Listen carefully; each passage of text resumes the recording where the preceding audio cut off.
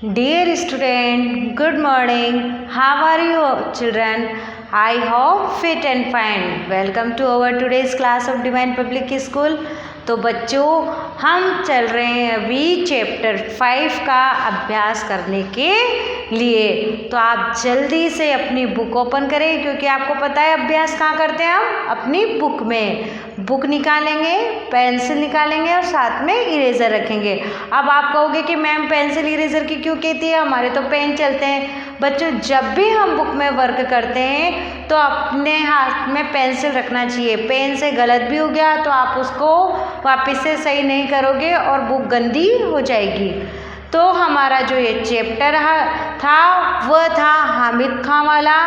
इसमें जो हमारे लेखक हैं वह तक्षशिला जो कि पाकिस्तान में है, वहाँ के खंडर को घूमने जाते हैं, देखने जाते हैं खंडरों को। और वहाँ पर जब घूमते हैं तो वहाँ के बारे में उन्होंने बताया कि कैसा मार्केट है, कैसी गलियाँ हैं, और उदाहरण दिया उन्होंने हाथ की रेखाओं का कि हाथ की रेखाओं के समान वहाँ की कटी पिटी तंग गलियाँ है।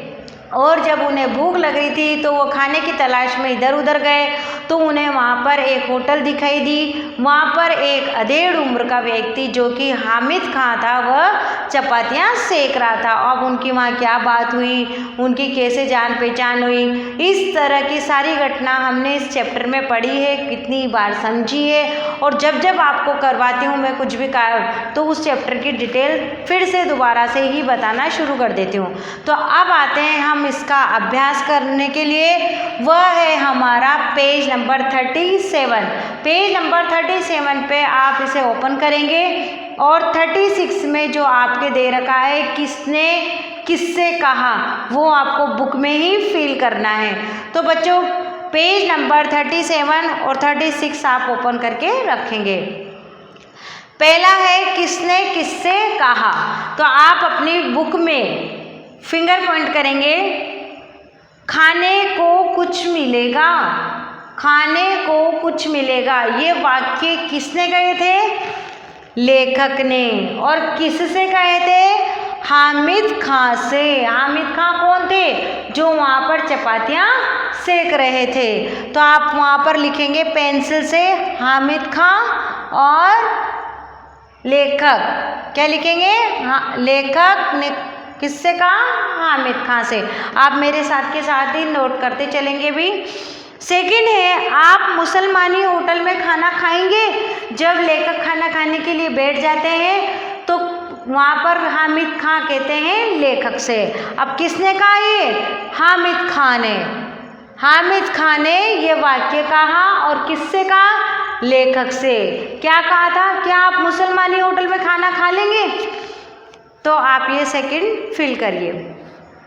अब है थर्ड वाला, हमारे यहाँ हिंदू मुसलमान के झगड़े न के बराबर होते हैं। जब उन दोनों की बात हो रही थी तो लेखक अपने देश के बारे में बता रहे थे कि हमारे यहाँ तो हिंदू मुस्लिम के झगड़े नहीं होते हैं, सब आपस में प्यार से रहते हैं। तो ये किसने कहा था बच्चों, लेखक ने। और किससे कहा था, हामिद खां से। काश मैं आपके मुल्क में आकर ये सब अपनी आँखों से देख सकता। जब अपने मुल्क के बारे में लेखक बता रहे थे तो हामिद ने कहा ये लाइन कि काश मैं भी आपके मुल्क में आकर ये सब अपनी आँखों से देख सकता। तो जो ये वाक्य आपकी बुक में लिखा हुआ है वह किसने कहा था, हामिद ने। और किससे कहा था, लेखक से। आप नोट कर रहे हैं मेरे साथ। अब है ड वाला, भाईजान माफ़ कीजिए मैं पैसे नहीं लूँगा। जब लेखक हमारे खाना खा लेते हैं तो हामिद भाई को पैसे देते हैं और हामिद जो हैं वह उनके पैसे वापस लौटाकर उनकी हथेली में रख देते हैं और कहते हैं कि माफ़ कीजिए मैं ये पैसे नहीं लूँगा। तो ये वाक्य बच्चों किसने कहा था, हामिद खां ने। किससे कहा था, लेखक से। तो आप ये और ये आपको बुक में नोट करने हैं। अब एक हमारा क्वेश्चन है जो पेज नंबर 37 पे आप देखेंगे। सेकंड क्वेश्चन, उसमें लिखा हुआ है निम्नलिखित उर्दू शब्दों के हिंदी पर्याय लिखकर वाक्यों में प्रयोग कीजिए। बच्चों इस तरीके से आपके शब्द दे रखे हैं, फ़ख्र, यकीन, मोहब्बत, मुल्क और फ़र्क। अब फ़ख्र यानी क्या होता है? गर्व। फ़ख्र यानी क्या होता है? गर्व। अब आप गर्व से कुछ भी वाक्य बनाओ। जैसे मैंने वाक्य बनाया है, मुझे अपने माता पिता पर गर्व है।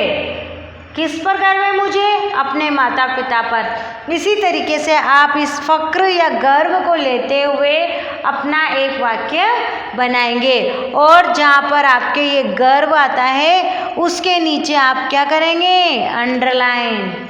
यकीन यानी विश्वास, मेरा विश्वास सही था, तो कहाँ पर आया? विश्वास। या आप कुछ भी कर सकते हैं, मुझे विश्वास था कि तुम परीक्षा में उत्तीर्ण होगे, या मुझे पता था या मुझे विश्वास था कि तुम ऐसा ही कार्य करोगे जिससे माँ बाप का नाम रोशन हो। इस तरीके से आप अच्छा सा वाक्य बनाना। मोहब्बत यानी प्रेम, मुझे अपने देश से या मुझे अपने मुल्क से क्या है? प्रेम है। मुल्क यानी देश, मेरा देश महान है। फ़ख्र हो गया, यकीन हो गया, मोहब्बत और मुल्क। अब आता है फ़र्क यानी अंतर। जैसे अपन कहते हैं कि हमें सबको एक समान समझना चाहिए, हमें गरीब और अमीर में कोई अंतर नहीं रखना चाहिए। या दूसरा उदाहरण, भाई और बहन माँ बाप के लिए दोनों एक समान है, हमें उनमें अंतर नहीं रखना चाहिए।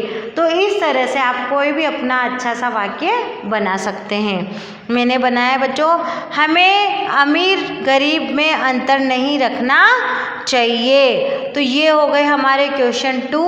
अब आप देखेंगे इधर है जो आपके क्वेश्चन 4 पर दे रखे हैं कि रचना के आधार पर वाक्य भेद बनाइए। अब आपको जो ये वाक्य है, ये कौन से वाक्य हैं उनका नाम आपको लिखना है। पहला वाक्य है, मैं चाहता हूँ कि यह रुपया आप ही के हाथों में रहे। अब ये वाक्य में क्या है? 2-3 तरीके से अलग करके बता रखा है। जैसे मैं चाहता हूँ एक वाक्य हो गया, यह रुपया, अब ये रुपया अलग हो गया, कि आप ही के हाथों में रहे, अब ये अलग हो गया। तो इसमें कितने हो गए? 2 से अधिक वाक्य हो गए, यानी 3 वाक्यों को मिलाकर एक वाक्य बना। तो ये हो गया हमारा मिश्र वाक्य। सेकंड है, आपको सिर्फ ये मिश्र वाक्य, इतनी सी लाइन आपको इस लाइन के आगे लिखनी है। सेकंड है, आपको खाने के पैसे लेने पड़ेंगे। ये सीधा सटीक सरल वाक्य है, तो आप उसके आगे लिखेंगे सरल वाक्य। मैं एक दुकान में घुस गया और वहाँ खाना खाने लगा। अब बच्चों इसमें 2 वाक्य हैं जो एक साथ जुड़े हुए हैं। मैं एक दुकान में घुस गया और क्या करा? खाने लगे। तो 2 वाक्य हो गए, यानी कि संयुक्त वाक्य हो गए।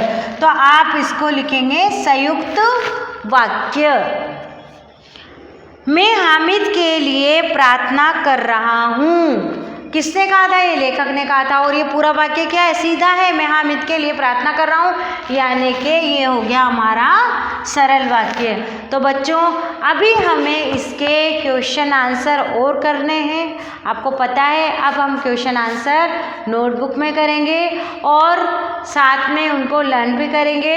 तो आप ये एक्सरसाइज अच्छे से समझें और इसे बुक में फिल करें। और बुक में फिल करते वक्त ध्यान से लिखना है कि आपको मात्राओं की मिस्टेक ना हो। Thank you.